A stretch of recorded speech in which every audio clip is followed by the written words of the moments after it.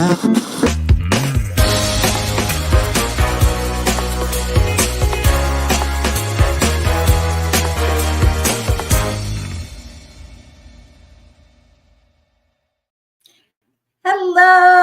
everybody. I'm so excited to be here today. Of course, I got one of my trusty coffee cups, and it is full of coffee today, even though I've already caffeinated once. I'm cheating. I'm caffeinating again. Just one of those days that requires this. But I think you're all about to get a nice little jolt to your day with our guest today, who is the amazing, incredible, wonderful person that I get to work with on a day-to-day basis. And her name is Jamie Davis. She is our Director of Marketing at RepairPal. And I just thought it would be fun after all the years that we've actually worked together, because we worked together prior to RepairPal as well, for us to sit down and just have a little chit chat about her and her career progression and her leadership journey and kind of where she's at now. All good things. So with that, hi, Jamie. What's up? That was a very nice introduction. Thank you. Well, I mean, we've worked together over the years for a reason, right? So over 20 years now, maybe 23, almost 25. I think we've known each other almost half our lives, almost half our lives now. Yeah, I mean, because I was around before your daughter existed. Yes. Oh my gosh. That I feel like so long ago, but yeah, it's like we've grown up together, we've worked together all of this time. Like that's the whole time straight I've worked with you all of that time. That's amazing. Yeah, it is. And it's been cool that even over, different industries, things like that, we've been able to find a way to, we go apart at times, do different things, and then we kind of come back together. I don't know how it keeps happening, but I didn't always hire you either. So you had joined already, for example, Bill.com. We both worked, if you've heard of it or you're using it for your payables, receivables, we both worked there.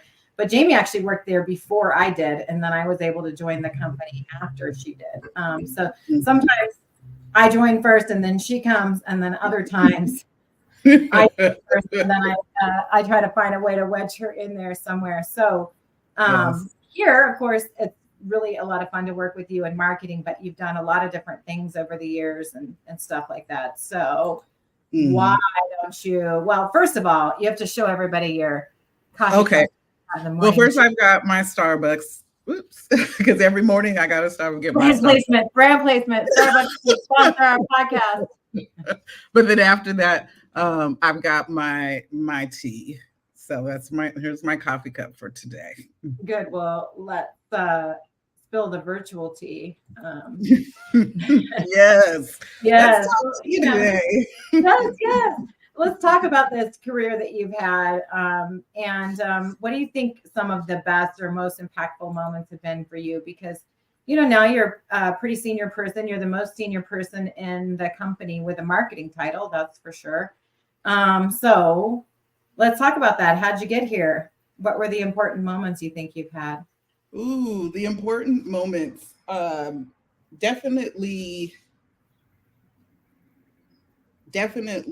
I would say the most impactful thing that I ever did was I had to make a choice. I was married. I had Jada at the time, my daughter, and my husband was about to go, he's in the military. So he was getting stationed in Japan. And he said, we got to go. We're going to be there for 3 years. And at that time, we were working at Bill.com. No, one of the two. It's like all a blur to me. But I remember I want to say it was Bill.com. I was just like a frontline, person doing chat at the time. And I knew I wanted more for myself, and I knew I could do more. And I thought, if I go to Japan for 3 years, I'm going to leave, this job, these people I've worked with for so long, and then I'm going to have to come back and start all over. And then my husband, when he comes back, he would have only had like 3 years left, and then he would have retired from the Navy. And so I'm like, so he would have to start over too. So, well, as a family, we made the decision, I was going to stay here. And my daughter was only 2 at the time. So I knew she was going to be without her dad for years. Now, if he goes unaccompanied, of course, it shaves a year off. So he would have only had to go a year. And had I gone also, he would have been out to sea most of the time anyway. So we made the decision for me to stay.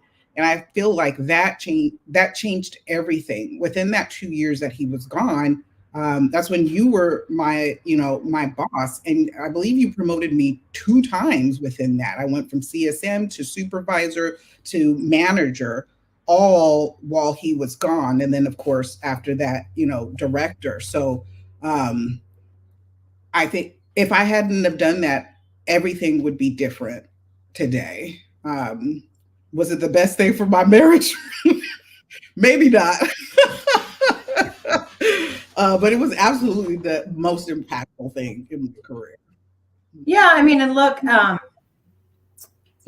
think this is true for a lot of not families, but also especially military families. So I should say that. But I think it also really super applies to women where, women are making these choices, whether they're day-to-day kinds of choices or whatever, between sort of family obligations, career obligations, how they balance that. And balance, by the way, my personal belief is that it's totally a myth, right? Balance only comes when you have like this long-term view over your career and life.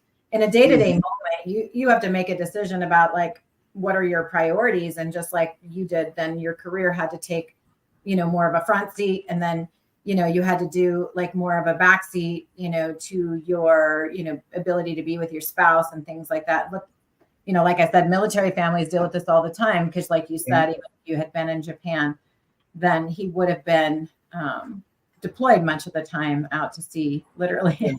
Yeah. I won't say our partners are out to sea, but yours literally was. But yeah, so, that was tough.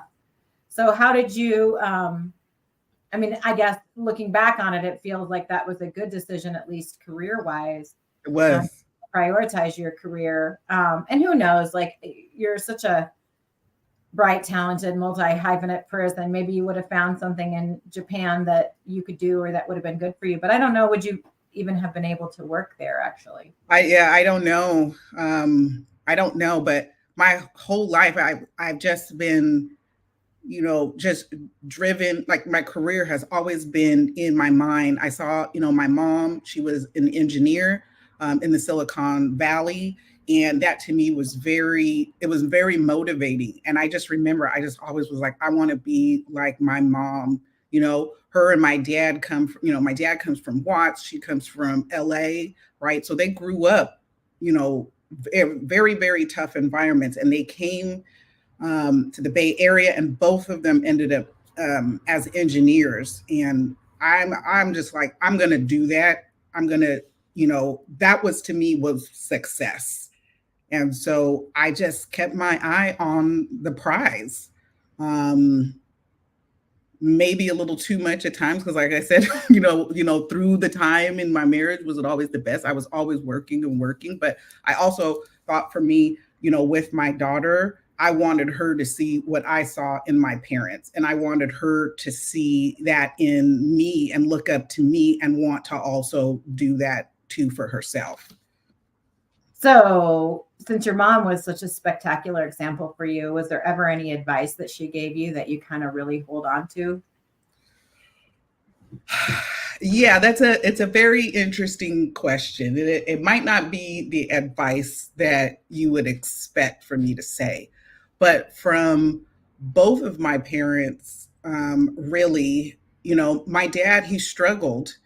He's an engineer, he's a Black man, and he's working in environments where he's the only one of him. Wow. And so he struggled. And I remember he would come home and he would always just be upset. I think he was just misunderstood from people. Sure, he's tough, but again, he was from Watts. Like that's not, anything wrong with that. And so my mom, I just remember her saying like, your dad doesn't know how to get along with white people, and he's always like, at work and things. And I think that was without her giving me the advice, that was advice to me that I need to come and be in these working environments. And I've got to learn, I have to be able to get along with everybody, everybody of every gender, of every nationality, of every ability, of everything. And that has always to this day stuck with me. Yeah. So, okay. So so how do you do that? How do I do that? These are kind of, I mean, whoa, these are kind of loaded questions because it's like, as I think Yeah. about it, you know, if I'm being 100% honest to you, I, and maybe not so much now, but as I came up, I just said, I am always going to make people feel safe, right? I'm Yeah. older. I'm older. So I came up, things are different now than they were as I'm, building up, right? So I learned you don't want to be, that Black person at work and people are, you know, afraid of you. You're talking about things that are going on in your community. And then that makes people scared. And, you know, it was just about me making people feel comfortable about me, around me, that they, so it's very interesting because as things have now changed and things, I'm able to freely talk about, me, my community, and different things. And I like the fact how people now are willing to hear these things and they don't feel frightened or scared. But that's honestly how I did it. I had to assimilate, I guess you can say. I came, I would be with my friends, and we're talking a certain way, doing a certain thing, and I would come to work and I would not be that. I would be, work Jamie. Yeah. So just very, I just, I think just coming up, I did what I thought that's what people wanted of me. But then there was a certain time where I just was like, forget it. And I was just me. But then I think that I felt very misunderstood when I started working at PayCycle specifically. I did feel very misunderstood, by people. That was tough. I loved working there and I loved working at that company, but I did feel misunderstood. Yeah. I mean, I'm trying to remember our staff composition. I don't, you weren't an only, but you were close. Yeah, I was close. It was me, my best friend's son, Jackson. Yes. My birthday and twin. yeah, but I remember several times, one of the directors, he came to me and he said, Jamie, you work good, but you don't work good with people. We have to find you a job where you don't work with others. And then, there was another manager I had, and she told me, something similar. And I don't know. I feel like I've always got along with people. I am an introvert. I'm an extrovert when I need to be, but really inside I'm an introvert. And I think that's where a lot of misunderstanding would come is people want, they see me and automatically I'm supposed to be like this person, but then I'm quiet. Maybe I talk to people who I'm comfortable talking to. It's just, again, just misunderstandings where people think I'm purposely trying to be a bitch. That's how it's taken me, that has been a majority of my life. But in the end, I'm just trying to be me. Yeah. And, look, it's interesting because, I'm observational about things. And when you were talking about how you had to be in the beginning, you literally physically like leaned back in your chair, right? And I could tell that you were expressing, and you are a very expressive person. And I think a lot of times for anybody who's introverted, and this can be challenging, if you're an expressive introvert, people often read you as extroverted. So like if when you speak, you're animated and you've got, voice and body and presence and you're, juicy in the way that you communicate, then people think that you're an extrovert. And then when you don't reach out to them or you're not specifically like chopping it up with them, then they take it personally. right? Whereas that's just you, not knowing or not understanding, whether that's somebody that wants to, engage with you, or you let people make the first move because you're a little bit more reserved or introverted. Yes. That's hard. And then I think, with the added dimension of, with the added dimension of you being a Black woman, it's even harder because you don't know if that's a person you're going to be safe with, or how much of you they want to receive, and all of that.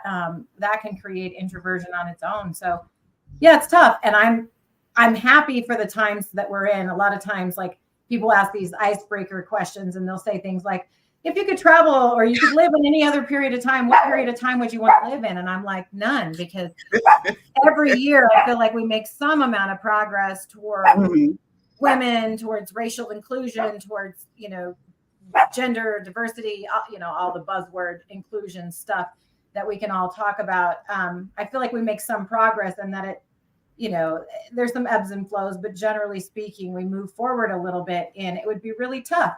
Like right now in 2019, I would have told you, I don't want to be in any other year. Right. But now in 2024, I would tell you, I don't want to go back to, like, what was happening before, or the national dialogue that we had around race and some of these other things that started opening it up. Having said that, we're in a little bit of a period of contraction. Some companies and organizations and things like that, we're in a little bit of a backlash period, because people were like, okay, we opened the national conversation, we solved that problem, I'm not racist, I'm fine, I'm good, I'm tired of thinking about this, I'm tired of working on it, I'm tired of, like, no matter what I do, then I make a mistake, because ultimately we all want to get to this place of perfection, and actually there is no place of perfection. We're human beings, we harm each other, and that's irrespective of, like, racial, gender boundaries, whatever, inadvertently we do it, even if, our intentions are to have the best intentions. And so everything that we want to do in life is a little bit of work and a little bit of practice and a little bit of getting it wrong and some amount of getting it right. And then not getting overly tied up with the right and wrong of it all, but just learning and keep going. But I feel like that's nuance, and that's hard for a lot of people. A lot of people don't want to put time and energy there. And so they rather just avoid it. And I get it. I understand where that impulse comes from. There's days where we all get tired, no matter what thing that we're on, and we don't want to do it that day, whatever the it is. Like, if you're a parent, there's days where you love your kids, you never stop loving them, but you're like, I just would love to turn off this parent thing for a moment. If you're a leader, you're like, I would just love to not manage people today. Like, I don't deal with this crap that's going on in people's lives. And there's, days where we're dealing with difficulty, around integrating different sorts of people into work environment or life environment or whatever the case may be. And we're like, well, I don't want to deal with this anymore. And so, I understand that, but then also, like, we got to dust ourselves off and keep going. So I think, and for automotive in particular, right, which is the industry that we're now both in, although this is our first time being in this industry, right? But I think in particular, it's important here. And just when I think, like, oh, things are getting better, we make improvements, then we go back a couple of steps. I was just on a panel about allyship, actually, something that seems very kind of hard to argue with. Like, who wouldn't want to be an ally or a friend to somebody else who's trying to make it in some way? Yeah. Who's opposed to that? But yeah, there was a guy that was seeking out those of us on the panel because he just really wanted to tell us how much he hated our content. Yikes. Yeah, and I think people had various reactions to this guy and what he had to say. But I would just invite people that where you start to feel discomfort in your life in general, that's like an area where you probably need to direct a little attention, right? So let's talk about that. Like, and it doesn't have to be race related necessarily, but let's talk about, like, how have champions or allies or your network, or why are those important, and how have they helped you to achieve what you've done so far in your career? Well, they definitely helped me by being seen. Like I said, I've always felt misunderstood. And I think that had prevented me from moving up faster in my career. I was a frontliner.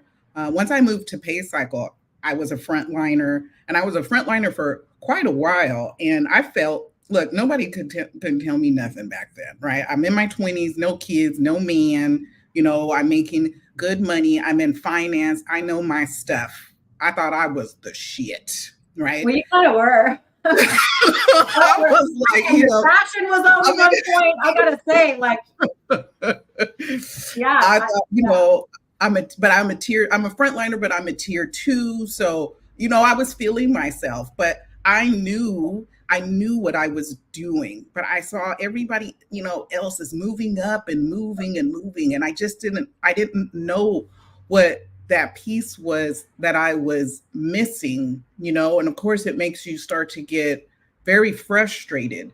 But there were, people who saw me, right? Now, we all know Susie. She saw me, she came to me, she would talk to me, she would give me, I think one of the biggest takeaways I took from Susie is how calm she would always be. And she taught me that because, I could kind of go, kind of haywire sometimes, but she taught me, look, we could fix anything. I learned that from her. But like I said, she saw me, she gave me an opportunity, and I got promoted through her. That was amazing. Also, Karen White, we all know her as well. I felt like she saw me too. And what she did for me, we would get off of the train and walk together and talk. She spent time knowing that. I felt like she was invested in me and she wanted me to succeed.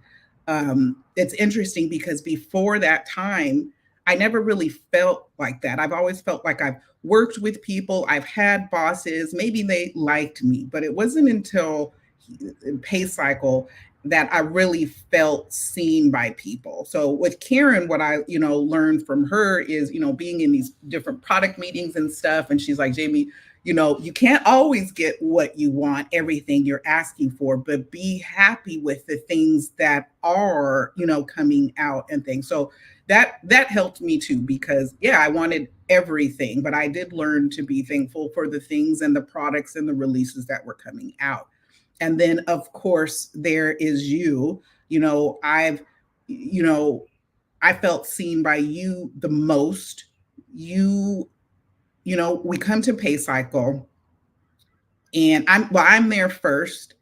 And then I'm tier 2. Like I said, I think I'm the bomb.com. And then this gal named Kathleen walks the door and I'm like, who is this bitch? She done came in and took over.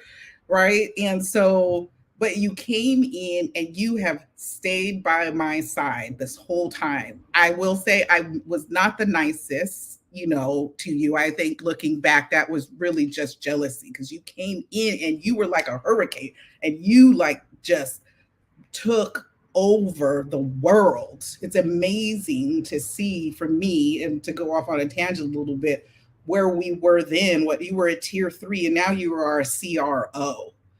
But even though, I was in my my phase back then, you never gave up on me. You stayed by my side. You saw me. You gave me the opportunity to move from supervisor and manager. Nobody else had. And I don't think anybody else would have.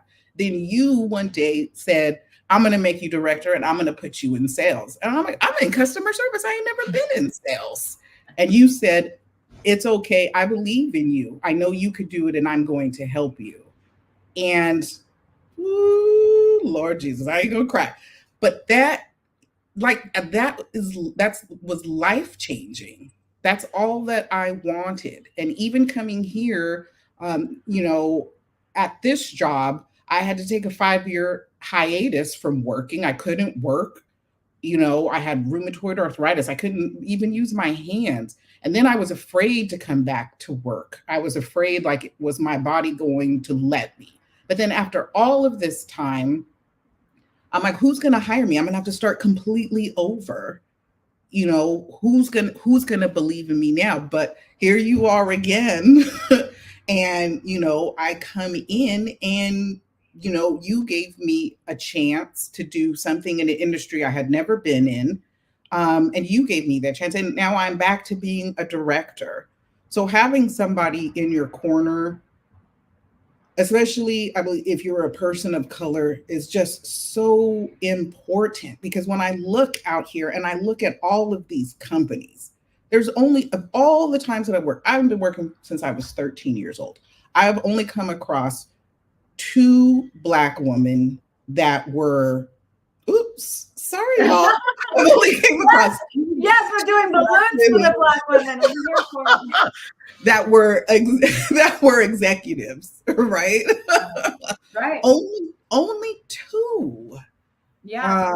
So I just never thought that it was possible. If you don't see yourself in in these positions around at other companies, but I asked myself, why not? There is nothing wrong with us. Us Black women, we are hard workers, we work good, we know what we're doing. So why are not people putting us in these positions? But again, you saw through that and you saw me, you understood, me, my style, how I am and things. None of that scared you, it didn't frighten you, and you have always let me be me. That is like I can't even imagine working at another company without you, to be honest. Well, I mean, and one day you will, because you're gonna, One day. yeah, you're gonna run something, and it, and I know it, and that's gonna be great for you. But yeah, I mean, it's been quite an adventure. And look, at one point I was like, oh, let me look at my network, let me see who's in it. And I went and I counted, like, how many CEOs do I know that are women? Because I have a number of C-level executives. I do partner work. I'm out all the time talking to people who are senior. Even before, I was a C-level executive, I have plenty of people in my network. Very, very few women. But then I was like, oh, well, let's be real about this. How many do I know that are Black men?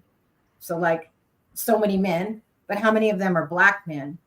And I have more women CEOs in my network, even if I don't count the ones that are like sort of running their own coaching firm or something like that. If I just look at companies that have hired like a female CEO versus companies that have hired like a Black male CEO, and maybe it's a problem with my network, like, or with me in terms of who I attract or who I'm working with or whatever.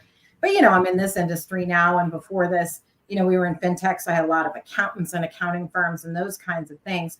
In these industries, yeah, I know very, very few. There's more women than there are even Black men, much less. Okay, now let's peel back this onion.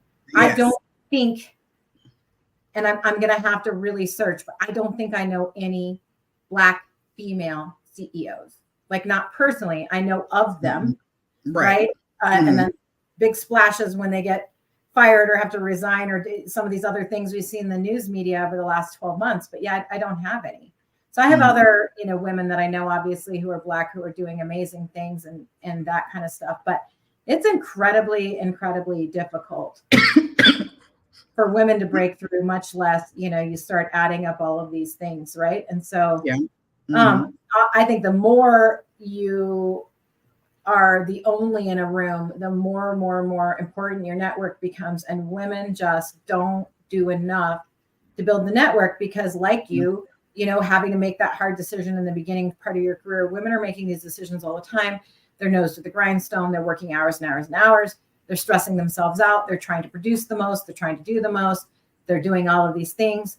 And they're not spending enough time just generally sort of, building relationships, because relationships require some space. They have, they require people feeling like they have a little bit of time. Like, I can't build a relationship if I'm like, okay, 5 minutes, go, tell me everything you know about yourself. And then you're just like, they require like little back and forth and a little bit of ease and things like that. And so many of us don't feel like we have the luxury of that. I certainly did not feel I had the luxury of that in the beginning of my career. Like you said, I think a hurricane is the right word.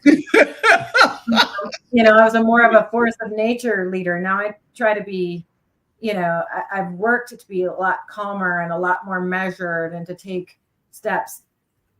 But if I'm being honest, would I have built, that first part of my career, would I have built it if I wasn't such a hurricane, right? If I hadn't been so all fired productive and all that?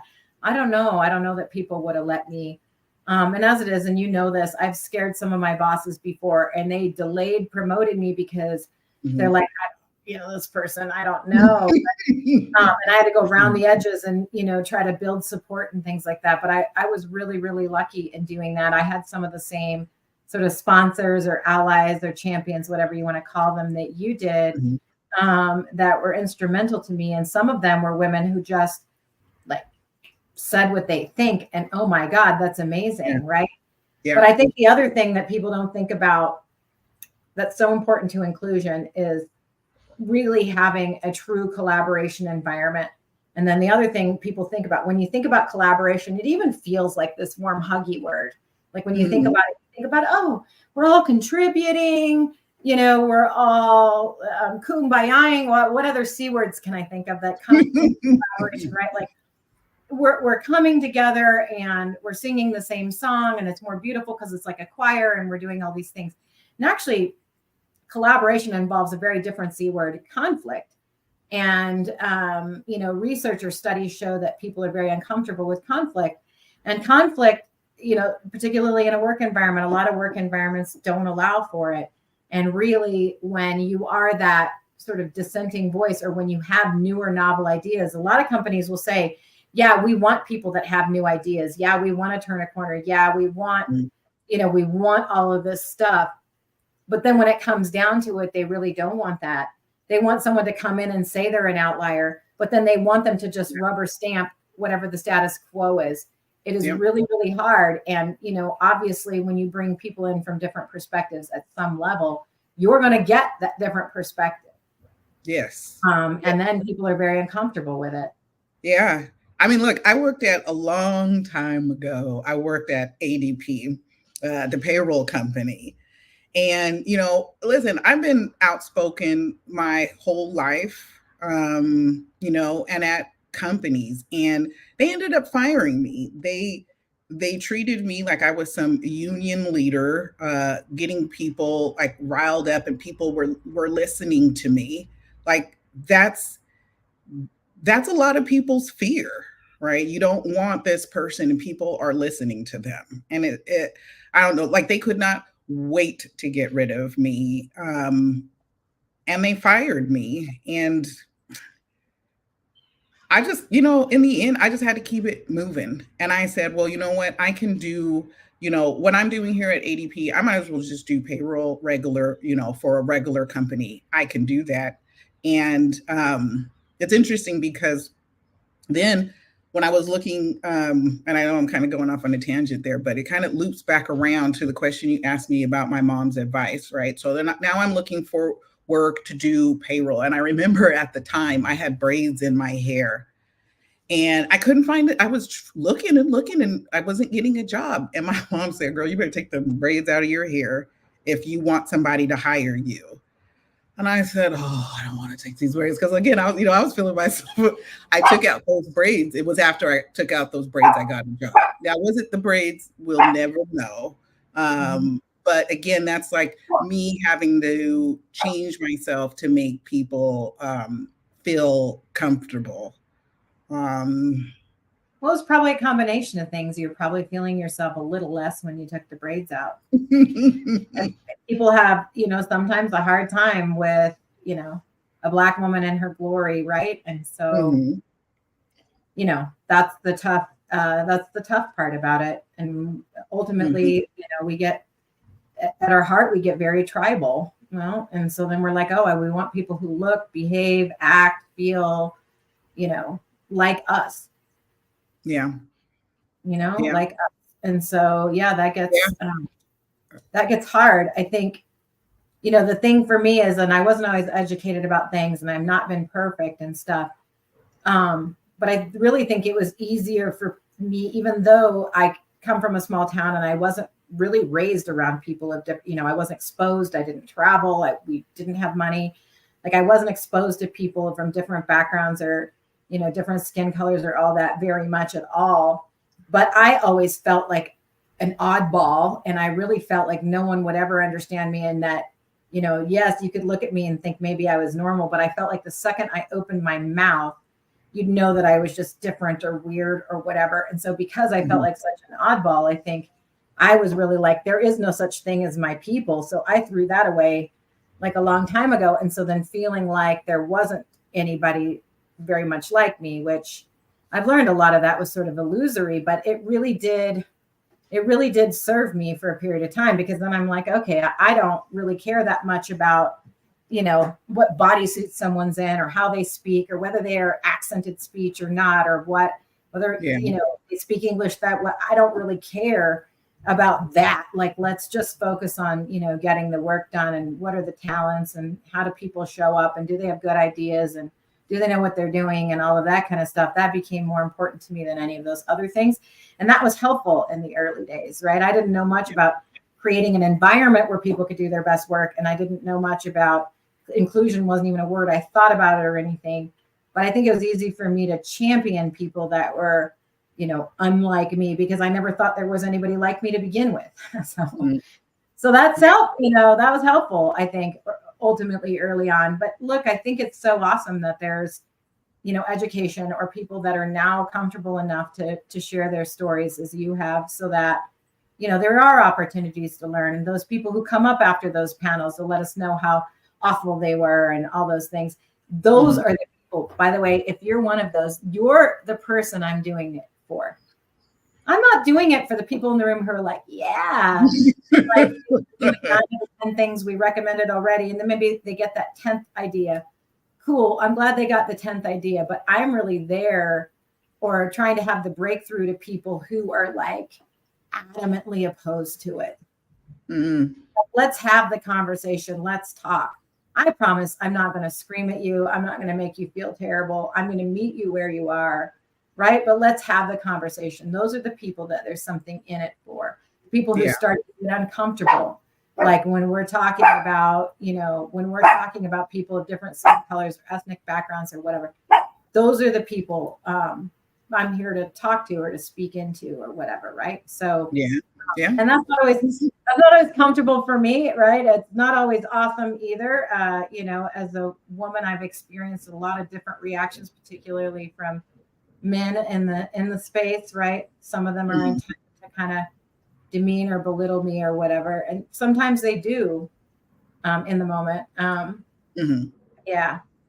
So I'm just so stoked that you could come and talk about this. And so, but let's leave this on like the plus note, right? So what are you currently doing, working on, thinking about that's like inspiring you or feeding you in some way? Like what's good? Well, I was at a Ted Ings roundtable, and there was this woman came on. Her name was Carrie Wise. Yeah. She was a Black woman, CMO. I was like, I want to be her. I want to be her. She was one of the two people, right, that I mentioned earlier. But I was like, oh, wow. Because, I'm in marketing.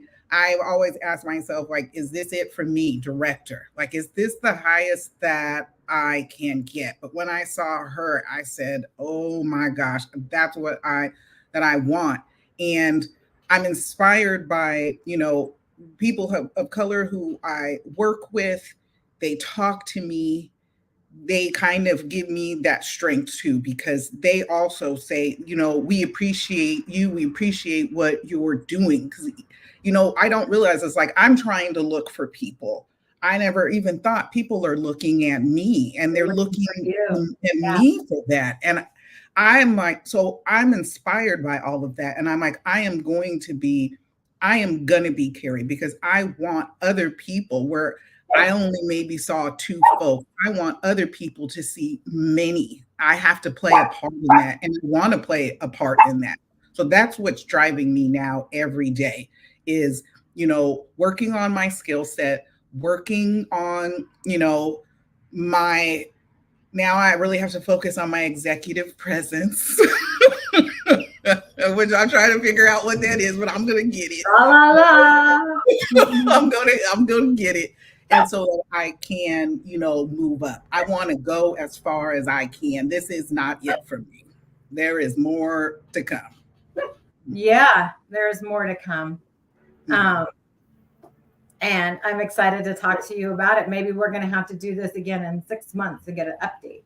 Okay, that sounds good. I appreciate you having me here today. This was fun. Yes, it was fun. I always learn something a little more about you every time we have one of these convos. So thank you for that. And cheers. Cheers.